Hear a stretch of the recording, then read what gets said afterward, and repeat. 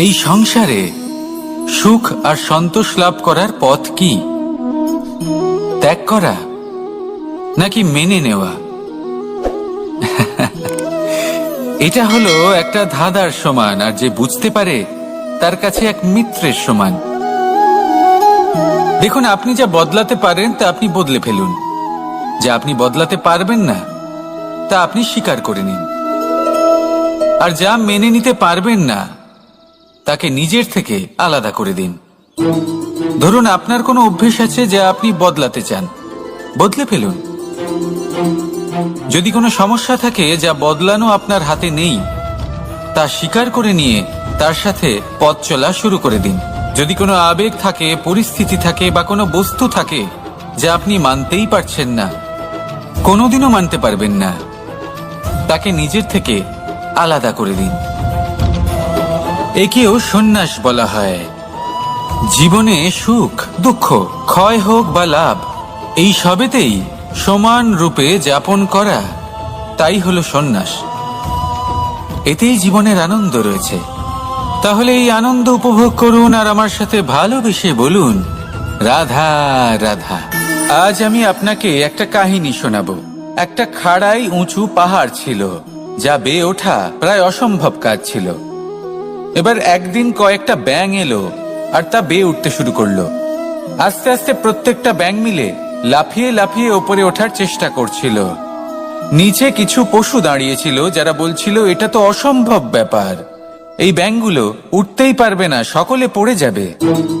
আর তারপর ধীরে ধীরে সমস্ত ব্যাঙ নিচে পড়তে থাকলো। শেষ পর্যন্ত একটাই ব্যাঙ ছিল যে শিখরে পৌঁছতে পারল।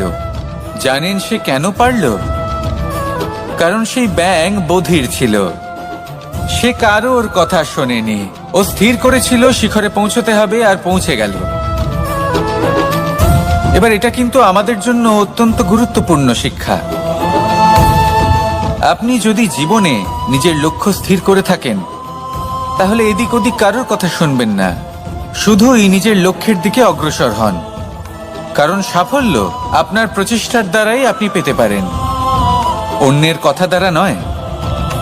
তাহলে চেষ্টা করতে থাকুন আর নিজের লক্ষ্য প্রাপ্ত করুন, আর আমার সাথে ভালোবেসে বলুন, রাধা রাধা। এই সূচটা দেখুন, কতটা গুরুত্বপূর্ণ এই সূচ। ওর কতটা ভূমিকা রয়েছে, ও কত রকম ভাবে সাহায্য করতে পারে আমাদের।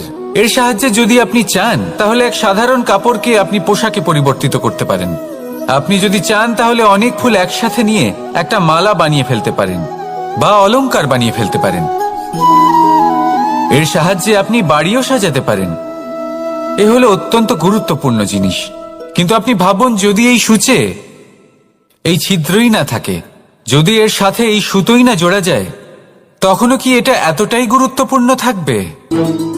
কখনোই না। তখন এটাকে কাউকে কষ্ট দেওয়ার কাজে লাগানো যেতে পারে। দেখুন, একটা অত্যন্ত গুরুত্বপূর্ণ কথা আপনাকে মনে রাখতেই হবে। যে কোনো বস্তু একা তার গুরুত্ব হারিয়ে ফেলে, কোনো কিছুর সাথে তার সম্মান বেড়ে যায়, তার গুরুত্বও বেড়ে যায়। এটা মানুষের ক্ষেত্রেও প্রযোজ্য। যদি আপনি সামনে এগোতে থাকেন এবং একাই এগোতে থাকেন, তাহলে আপনি যাই করে নিন না কেন, আপনি সেই প্রেম, সেই সম্মান, সেই সম্বল পাবেন না। কাউকে নিজের সাথে নিয়ে চলুন, আপনারও মান বাড়বে। কাউকে তার যোগ্য স্থান দিন, আপনারও সম্মান বাড়বে। ঠিক সেইভাবেই যেইভাবে এই সুতোর দ্বারা সূচের সম্মান বাড়ে, আর যেমন প্রেম দ্বারা গুণের মান বেড়ে যায়। তাহলে আসুন আর আমার সাথে ভালোবেসে বলুন, রাধা রাধা। আমরা মনে করি অন্যের উপকার করা, কারোর ভালো করা, কাউকে সাহায্য করা, সেবা করা, দান করা, সুখে দুঃখে কারোর সাথে থাকা, এ হলো আমাদের জীবনের সবথেকে বড় কর্তব্য। এটাই আসল কর্তব্য। কিন্তু এটা কি সত্যি? না। কর্তব্যের জন্য অনেক সময় মানুষকে অনেক অনেক যন্ত্রণা ভোগ করতে হয়। এমন কিছু কর্তব্য থাকে যা পালনের জন্য মানুষকে এমন কিছু পথ দিয়ে যেতে হয় যেখানে কাঁটা আছে। দুঃখ আছে, যন্ত্রণা আছে, বিপদ আছে, সেটা পার করে তবে ও নিজের কর্তব্যকে পূর্ণ করতে পারে। অন্যের উপকার, ভালো কাজ করা, কাউকে সাহায্য করা, দান করা, সেবা করা, সুখে দুঃখে সঙ্গ দেওয়া, এটা কর্তব্য নয়, এটা হলো আনন্দ। কারণ এতে আপনারই জীবন আরো সুখময় হবে, আপনি আরো সুখ পাবেন, আপনার স্বাস্থ্য আরো ভালো হবে, আপনি জীবনে আরো ভালো ভালো মানুষ পাবেন। আর সব থেকে বেশি যদি এ কিছু বাড়িয়ে তোলে, তাহলে তা হলো প্রেম। তাহলে একে কর্তব্য মনে করবেন না, এ হলো শুধুই সেই পথ যাতে অগ্রসর হয়ে আপনি নিজের জীবন অত্যন্ত সুখময় করে তুলতে পারবেন। তাহলে আপনি এটাই করুন, আর আমার সাথে ভালোবেসে বলুন, রাধা রাধা। আপনি কখনো একটা পর্বতকে দেখে থাকবেন, দিনের বেলায় যদি দেখেন এই পর্বতকে কত সুন্দর দেখতে লাগে, এত বিশাল এত সুন্দর প্রকৃতির এই দৃশ্য দেখে মনে শুভ চিন্তার উদ্ভব হয়।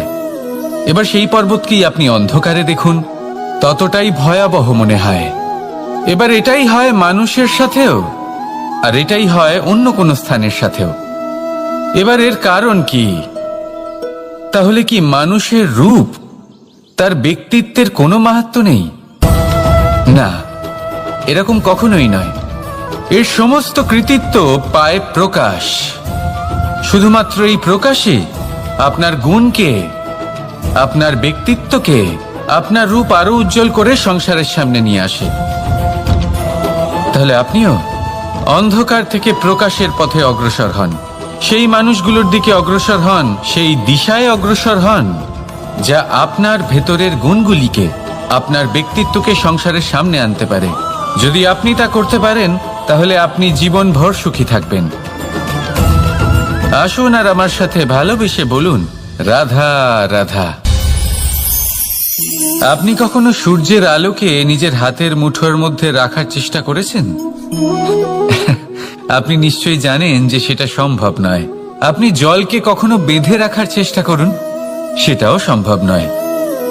কিন্তু যখন এই সূর্যের প্রকাশ, এই উত্তাপ পৃথিবীতে আসে, তখন ধরিত্রী কি করে?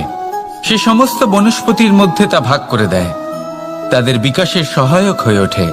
আর এই ধরিত্রীকে পুজো করা হয়, একে ধরিত্রী মাতা বলা হয়। সেই রকমই চন্দ্রমা রাত্রে যখন উজ্জ্বল হয়, নিজের আলো বিকশিত করে, তখন পথচারী পথিককে তার পথ দেখায়।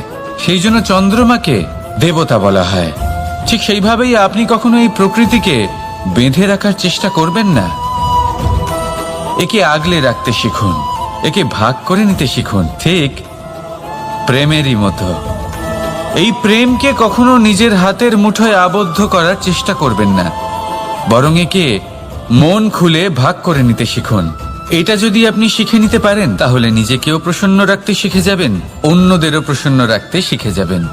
আসুন আর আমার সাথে ভালোবেসে বলুন, রাধা রাধা। দুঃখ কি, ভয় কি, এদের কিছুটা এইভাবে ভাবা যেতে পারে। জীবনে যখনই আপনি কিছু একটা লাভ করবেন, তখন সেটা হারানোর ভয় তার সাথেই চলে আসে। যেমন আপনি যদি ধন অর্জন করেন, ধন হারানোর ভয় তার সাথেই চলে আসে। সম্পত্তি অর্জন করলে সেটা লুট হবার ভয় তার সাথেই চলে আসে। আর এটা জীবনের সাথেও হয়। যেই মুহূর্তে আপনি জন্ম নেন, মৃত্যুর ভয় তার সাথেই চলে আসে। জন্ম না নিলে মৃত্যু কিভাবে হবে? মৃত্যুর ভয় কোথা থেকে আসবে? এবার এই ভয় কি সেটা আপনাকে বুঝিয়ে বলি। এই ভয় যদি মনের মধ্যে থাকে, জীবনে থাকে, তাহলে যা কিছু লাভ করবেন, সুখ, সম্পত্তি, সুবিধা, ধন, এইগুলি লাভ করার একটা আনন্দ থাকে, এদের সাথে জীবনযাপন করার একটা আনন্দ থাকে। এই ভয় সেই আনন্দ আপনার থেকে কেড়ে নেয়। ধরে নিন কাল আপনার মৃত্যু হতে চলেছে। এবার কালকের মৃত্যুর ভয় আজই মনে পুষে রাখলে, তাহলে এই ভয় আজকের সুখ, আজকের শান্তি আপনার থেকে কেড়ে নেবে। ভয় এটাই করে। সেই জন্য মনে রাখবেন, ভয়ের সঙ্গ আপনি ত্যাগ করে দিলে জীবন যাপনের যে সুখ তা চিরকাল আপনার সাথে থাকবে। আসুন আর আমার সাথে ভালোবেসে বলুন, রাধা রাধা। আপনি কখনো কোনো পর্বতে চড়েছেন? কথায় আছে, যখন আমরা পর্বত আরোহণ করি, ওপরে ওঠার সময় দুর্ঘটনার সম্ভাবনা কিছুটা কমে যায়। সেখানেই যখন পর্বত থেকে নিচে নামি, তখন দুর্ঘটনার সম্ভাবনা অত্যন্ত বৃদ্ধি পায়। অর্থাৎ নামার সময় আমাদের আরো ভারসাম্য বজায় রাখতে হয়, আরো সাবধানে থাকতে হয়, অর্থাৎ বিবেককে জাগিয়ে রাখতে হয়। এবার জীবনেও সাফল্যের পর্বত আরোহণের সাথে এটাই হয়। যখন আমরা সাফল্যের পর্বত আরোহণ করতে থাকি, তখন এমনি আমাদের লক্ষ্য আমাদের গন্তব্যের দিকে থাকে। আমরা নিরন্তর পরিশ্রম করি, চেষ্টা করতে থাকি, আমাদের মধ্যে সেই উৎসাহ থাকে, সেই সাহস থাকে। কিন্তু একটা কথা সত্যি, সমস্ত আরোহণের পরে অবরোহণ থাকে। আর এই অবরোহণই থাকে যেখানে বেশিরভাগ মানুষ নিজের ভারসাম্য বজায় রাখতে পারেন না, আর সেখানেই ভেঙে পড়েন। তাই জীবনে যদি সাফল্যের শিখরে পৌঁছতে চান, তাহলে আপনাকে নিরন্তর প্রয়াস করতে হবে, সংঘর্ষ করতে হবে, পরিশ্রম করতে হবে, আর নিজের লক্ষ্যের দিকে একাগ্রতা কেন্দ্রীভূত করতে হবে। তাহলে আপনি নিজের লক্ষ্য অবশ্যই পাবেন। কিন্তু যখন অবরোহণের সময় আসবে, যা নিশ্চিত রূপে আসবেই, তখন আপনাকে সংঘর্ষ করতেই হবে, ধৈর্য ধরতেই হবে, সাবধানে থাকতেই হবে, ভারসাম্য বজায় রাখতেই হবে। এটা হলো অত্যন্ত আবশ্যক, কারণ পরবর্তী সাফল্যের শিখরে আপনাকে পৌঁছতেই হবে, আর তার জন্য আপনাকে সুরক্ষিতভাবে অবরোহণ করতেই হবে। ঠিক কিনা? আসুন আর আমার সাথে ভালোবেসে বলুন, রাধা রাধা। প্রসন্নতা এমন এক অনুভূতি যা আমরা সকলে পেতে চাই। এবার এটা ভেবে দেখুন যে আমরা আমাদের প্রসন্নতার জন্য অন্য কাউকে দায়ী কেন করি। আজও এরকম কিছু করেছে, ওর জন্য আমি দুঃখী হয়ে আছি। আজও এমন কিছু করলো যার ফলে আমার মন প্রসন্ন হয়ে উঠল। না, আপনাকে স্পষ্ট করে একটা কথা বলে দিই, আপনার প্রসন্নতা না শুধু আপনার নির্বাচন, না শুধু আপনার হাতে রয়েছে, বরং আপনি নিজের প্রসন্নতাকে নিজেই আকৃষ্ট করেন। এই ফুলগুলিকে দেখুন, এই ফুল এর সুগন্ধ ছড়ায়, আর এই ফুল নিজের দিকে কীট পতঙ্গদের আকৃষ্ট করে। এবার দেখুন, কীট পতঙ্গ কাদের আকৃষ্ট করে? গিরগিটি বা ব্যাঙ, এরকম কিছু প্রাণীদের। এবার এই যে ফুল, কীট পতঙ্গের জন্য এই যে ফুল, তার বিকাশ হয়, এ আরো প্রস্ফুটিত হয়, ওর বংশ আরো বৃদ্ধি পায়। তাই এর তাৎপর্য হলো সহজ, ফুল উচিত ব্যক্তিকে নিজের দিকে আকৃষ্ট করে। এবার কীট পতঙ্গের কথা বললে তারা কাদের আকৃষ্ট করে? তাদেরই, যারা তাদেরই শিকার করবে, খাদ্যরূপে গ্রহণ করবে। এবার কাকে আপনি নিজের দিকে আকৃষ্ট করতে চান, তার নির্বাচন আপনারই। আপনি কি প্রসন্নতাকে নিজের দিকে আকৃষ্ট করতে চান, নাকি অপ্রসন্নতাকে করতে চান, তার নির্বাচন আপনারই। আপনি জীবনে যা কিছু পাবেন, সুখ দুঃখ, আশা নিরাশা, প্রসন্নতা অপ্রসন্নতা, সবই হলো আপনারই নির্বাচনের পরিণাম। তাহলে সঠিক নির্বাচন করুন, আর আমার সাথে ভালোবেসে বলুন, রাধা রাধা। ঘূর্ণিঝড়, যখন এই ঘূর্ণিঝড় আসে, তখন প্রচন্ড বেগে হাওয়া বয়ে চলে। সেই সময় এমন কিছু বৃক্ষ আছে যা কঠিন হয়ে দৃঢ় হয়ে দাঁড়িয়ে থাকে। সেই গাছ যা 10 বছর ধরে বা সহস্র বছর ধরে দাঁড়িয়ে থাকে, তাদেরকে আপনি খুব সহজে নাড়াতে পারবেন না। কিন্তু ঘূর্ণিঝড়, এর প্রভাব এতটাই তীব্র হয়, এর হাওয়াতে এতটাই প্রবল শক্তি থাকে যে এই বৃক্ষগুলিকে উচ্ছেদ করে, সেই বৃক্ষ নষ্ট হয়ে যায়। এবার এমন কিছু বৃক্ষ থাকে যাদের কাণ্ড নমনীয় হয়, খুবই নরম হয়। সেই জন্য যখন জোরে বাতাস বয়, কোনো ঘূর্ণিঝড় আসে, তখন এই বৃক্ষগুলি ঝুঁকে যায়। আর যখন এই ঘূর্ণিঝড় চলে যায়, শান্ত হয়ে যায়, তখন ওরা আবার দাঁড়িয়ে পড়ে। এবার এটাকে আপনি কি বলবেন, কি বুঝবেন আপনি? সুযোগ সন্ধানী? না, বরং এটাই হলো প্রকৃত আদর্শ। যখন আপনার সামনে এমন কেউ থাকেন যিনি আপনার থেকে অনেক শক্তিশালী, তখন তাকে সম্মান করা আপনাকে শিখতেই হবে। তাই মনে রাখবেন, এই সংসারে যখনই দুই শক্তির একে অপরের সাথে সংঘর্ষ হয়, শুধুই বিনাশ হয়। কিন্তু যখন শক্তির সাথে আসক্তি মিলিত হয় সেখানে সুরক্ষা থাকে, সেখানেই কিছু নির্মাণ হয়। তাই আসুন আর আমার সাথে ভালোবেসে বলুন, রাধা রাধা। ভয়, আমরা ভয়ের বিষয়ে অনেক কথা বলি, ভয়ের থেকে সবসময় দূরে পালাই। কখনো ভেবে দেখেছেন আমরা এই ভয়ের সদ্ব্যবহারও কি করতে পারি না? নিশ্চিত রূপে করতেই পারি। এমন কোনো অক্ষর নেই যার দ্বারা কোনো মন্ত্র হয় না। তাই নিশ্চিত রূপে এই ভয়েরও সদ্ব্যবহার আমরা করতেই পারি। নির্ভর করছে আপনার দৃষ্টিভঙ্গির ওপর, আপনার প্রতিক্রিয়ার ওপর। ভয় যখন সামনে আসে দুটো পথ থাকে। প্রথমটা হলো ভয়ভীত হয়ে চুপচাপ পালিয়ে যাওয়া, আর দ্বিতীয় পথ সেই ভয়ের সম্মুখীন হওয়া। সেই ভয়ে ডুবে গিয়ে দেখুন এমন কি আছে যা আপনাকে পিছনে টেনে রাখছে। নিজের সাহসকে জাগিয়ে তুলুন, নিজেকে আরো শক্তিশালী বানিয়ে তুলুন, নিজেকে আরো শ্রেষ্ঠ বানিয়ে তুলুন, আর আপনার সামনে যা আছে সব প্রাপ্ত করে নিন। সেই ভয়, আপনি তার থেকে পালিয়ে যেতে চান নাকি তার সম্মুখীন হয়ে নিজেকে আরো শ্রেষ্ঠ বানাতে চান? সেই চয়ন আপনারই, প্রতিক্রিয়া আপনারই, দৃষ্টিভঙ্গি আপনারই। আসুন আর আমার সাথে ভালোবেসে বলুন, রাধা রাধা। কখনো কোনো বনে আপনি আগুন লাগতে দেখেছেন? এমন ভয়ানক আগুন লাগতে পারে সমস্ত বন জ্বালিয়ে দিতে পারে। সেখানে যে বনস্পতি পাওয়া যায়, সেখান থেকে যে ঔষধি পাওয়া যায়, সব কিছু নষ্ট হয়ে যায়। যে পশু পাখি পাওয়া যায় বেশিরভাগই নিজের প্রাণ হারিয়ে ফেলে, আর যারা বাকি থাকেন তারা নির্বাসিত হন। কিন্তু কখনো ভেবে দেখেছেন এই বনে আগুন লাগে কি করে? ছোট ছোট শুকনো পাতার কারণে, শুকনো ডালের কারণে, সেগুলো যেগুলো কখনো গাছের অংশ ছিল। সবসময় মনে রাখবেন, গাছ আমরা কুড়ুল দিয়ে কেটে থাকি, কিন্তু গাছ কখনো কুড়ুলের ডগা দিয়ে কাটা যায় না। বরং এই যে হাতলটা আছে, তাতে যে শক্তি লুকিয়ে রয়েছে, এই শক্তির দ্বারা গাছ কাটা হয়। এবার বলুন, এই যে হাতল, এ কি দিয়ে তৈরি হয়? স্বয়ং গাছের দ্বারাই। এর থেকে আপনি কি শিক্ষা পেলেন? যদি কেউ আপনজন হন, যে আপনার কোনো দরকারে লাগছেন, সেই কারণে তাকে নিজের থেকে দূরে করবেন না। যদি তার সাহায্যের প্রয়োজন হয় তাহলে তাকে সাহায্য করুন, যদি তার সঙ্গের প্রয়োজন হয় তাহলে তাকে সঙ্গ দিন। নিঃস্বার্থভাবে আপনজনদের বিকাশের পথে নিয়ে যান। নিজের স্বার্থ অনুসারে আপনজনদের নিজের জীবনে রাখবেন না।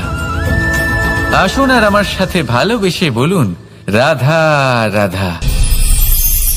জীবনে লক্ষ্য লাভ কি করে করতে হয়? কেউ বলবে বন্ধুদের সাহায্যে, কেউ বলবে প্রেমের সাহায্যে, কেউ বলবে নিরন্তর চেষ্টা করলে, কেউ বলবেন পরিশ্রম করলে, কেউ বলবেন ঈশ্বরের আশীর্বাদে, ইত্যাদি ইত্যাদি। আমি আপনাকে বুঝিয়ে বলি, এই যেমন ত্রিলোক আছে, অর্থাৎ 3 লোক আছে, যাকে সঞ্চালন করে ত্রিদেব বা 3 জন দেবতা। সেইভাবে নিজের লক্ষ্যে পৌঁছানোর জন্য 3টি ভাবের প্রয়োজন পড়ে। প্রথম ভাব হলো স্বপ্ন দেখা। আপনি যদি স্বপ্ন দেখতে শুরু না করেন তাহলে সেখানে পৌঁছতেই পারবেন না। তারপর আপনাকে দৃঢ় সংকল্প নিয়ে সেই পথ যেমনই হোক তাতে চলতে হবে। এ হলো দ্বিতীয় ভাব, দৃঢ় সংকল্প। আর তৃতীয় ভাব হলো সেই লক্ষ্যের যাত্রা পূর্ণ করার জন্য প্রতিবদ্ধ হওয়া। তাই যদি আপনি স্বপ্ন দেখতে পারেন, দৃঢ় সংকল্প দ্বারা পথ যতই কঠিন হোক না কেন তাতে চলতে পারেন, আর সেই লক্ষ্য লাভের যাত্রা পূর্ণ করার জন্য প্রতিবদ্ধ হতে পারেন, তাহলে আপনি নিশ্চিত রূপে আপনার লক্ষ্য লাভ করতে পারবেন। তাই আপনি এটাই করুন, আর আমার সাথে ভালোবেসে বলুন, রাধা রাধা। কথায় আছে যে জীবনে কিছু শুরু করার আগে স্বপ্ন দেখা অত্যন্ত গুরুত্বপূর্ণ, আর এটা 100% সত্যিও। কিন্তু কিছু মানুষ স্বপ্ন দেখা শুরু না হয় করে দেন, কিন্তু তারপর থামেনি না। স্বপ্ন দেখতেই থাকেন, তারা ভাবতেই থাকেন, কর্ম করেন না। এমন সময় আপনাকে নিজেকে জাগিয়ে তুলতে হবে, নিজেকে বলতে হবে যে এবার উঠে কর্ম করার সময় এসে গেছে। কারণ আপনারা যদি অত্যাধিক বিচার করতে থাকেন, স্বপ্ন দেখতে থাকেন, তাহলে উঠে কিছুই করতে পারবেন না। আপনি শুধু একটা কাজ করুন, উঠে কর্ম করা আরম্ভ করে দিন। তারপর ভেবেচিন্তে ধীরে ধীরে নিজের কর্মকে দিশাও দিন আর তাকে উচিত গতিও দিন, কারণ এটাই হলো সাফল্যের মূল মন্ত্র। না শুধু কর্ম করুন না ভাবনা চিন্তা করে, আর না শুধু ভাবুন কর্ম না করে। সাফল্যের মূল মন্ত্র হলো এর ভারসাম্যে। তাহলে এটাই করুন, সাফল্যকে লাভ করুন, আর আমার সাথে ভালোবেসে বলুন রাধা রাধা। সূর্যের মনে হয় যে তার থেকে বেশি তেজস্বী আর উজ্জ্বল কেউ নেই, তাই তার এই অহংকার ভঙ্গ করার জন্য মেঘ চলে আসে। তারপর এই মেঘের অহংকার বেড়ে যায় যে তার থেকে বেশি ঘন আর কেউ নেই। তারপরে বাতাসের একটা প্রবল দমক আসে আর মেঘেদের ছিন্ন ভিন্ন করে দিয়ে চলে যায়। তখন বায়ুর অহংকার বেড়ে যায়, আরো ভাবে যে তার থেকে বেশি শক্তিশালী আর কেউ নেই। এই দমকা বাতাস যখন বিশাল এক পর্বতের সাথে ধাক্কা খায়, তখন সেই বাতাসের অহংকারও চূর্ণ বিচূর্ণ হয়ে যায়। তারপরে পর্বত ভাবে যে তার থেকে বেশি ধীর আর শক্তিশালী আর কেউ নেই। তখন পৃথিবীতে ভূমিকম্প হয় আর সেই বিশাল পর্বত চূর্ণ বিচূর্ণ হয়ে যায়, তারও অহংকার ভেঙে যায়। এবার ধরিত্রীর অহংকার হতে থাকে। ধরিত্রী বলে যে আমার উপর সবকিছু টিকে রয়েছে, আমার থেকে বেশি শক্তিশালী আর কেউ নেই। একটা ছোট্ট ইঁদুর আসে, মাটিতে গর্ত করে আর মাটি ধসিয়ে দেয়। ধরিত্রীর অহংকার ভেঙে যায়। এর তাৎপর্য হলো সরল, এই সংসারে অহংকার কখনো স্থির থাকে না, এই অহংকার ভাঙবেই। এটা হলো সাংসারিক চক্র। আমাদের নিজেদের জীবনে কর্তব্য পালন করতে হবে, কর্ম করতে হবে, কিন্তু অহংকার নয়। যে ব্যক্তি এটা বুঝতে সক্ষম হন তাকে জ্ঞানী বলা হয়, আর যে মানুষ এটা বুঝতে পারেন না তিনি সারা জীবন শোধ প্রতিশোধ মান অভিমানের এই চক্রে আটকা পড়েন। এবার আপনি কি এই চক্রে আটকে থাকতে চান, নাকি জ্ঞানী হয়ে উঠতে চান? সেই চয়ন আপনারই। আসুন আর আমার সাথে ভালোবেসে বলুন রাধা রাধা। কোন যোদ্ধা জন্ম থেকে যোদ্ধা হন না, তিনি যোদ্ধা হবেন কিনা চয়ন করেন। তিনি যোদ্ধা হবেন বলে তখনই স্থির করেন যখন তিনি পিছু হটবেন না বলে দৃঢ় প্রতিজ্ঞ হন। যদি ওনার সামনে অশুভ কিছু হয়, তার বিরোধিতা করতে দৃঢ় প্রতিজ্ঞ হন, তবেই তিনি যোদ্ধা হতে পারেন। কেউই যোদ্ধা হয়ে এই পৃথিবীতে জন্মগ্রহণ করেন না। আপনি কি হতে চান? সেই দর্শক হতে চান যারা যুদ্ধভূমিতে বসে থেকে অন্য কারোর জয়ে উচ্ছ্বাস প্রকাশ করেন, নাকি সেই যোদ্ধা হতে চান যিনি নিজের শৌর্য দিয়ে বীরত্ব দিয়ে পরাক্রম প্রদর্শন করেন এবং যার প্রশংসা যুগ যুগ ধরে হয়ে চলে? সিদ্ধান্ত আপনারই। আসুন আর আমার সাথে ভালোবেসে বলুন রাধা রাধা।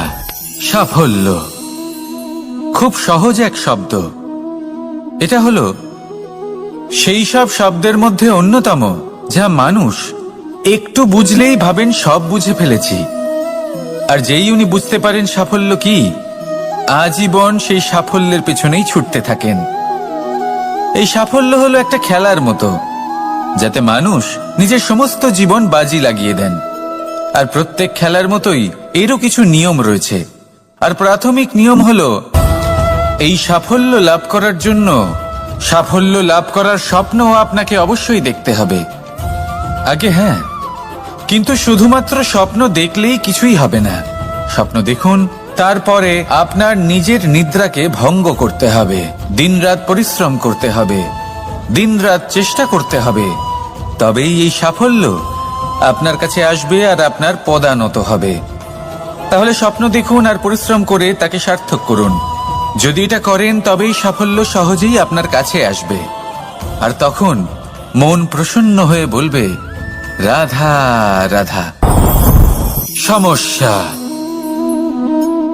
প্রত্যেকের জীবনেই সমস্যা আসা যাওয়া করে, আর প্রত্যেক মানুষ সমস্যা আসার পর তার সমাধান খুঁজতে উঠে পড়ে লাগেন।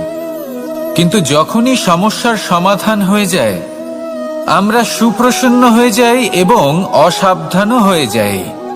আমাদের মনে হয় যে আমরা সম্পূর্ণরূপে সমস্যার অন্ত করেছি, কিন্তু কোথাও না কোথাও একটা ছোট্ট বীজ রয়েই যায়, আর সেই বীজ আমাদের অসাবধানতার ছত্রছায়ায় বড় হতে থাকে, আর তারপর মহা সংকট হয়ে আবার আমাদের উপর আক্রমণ করে।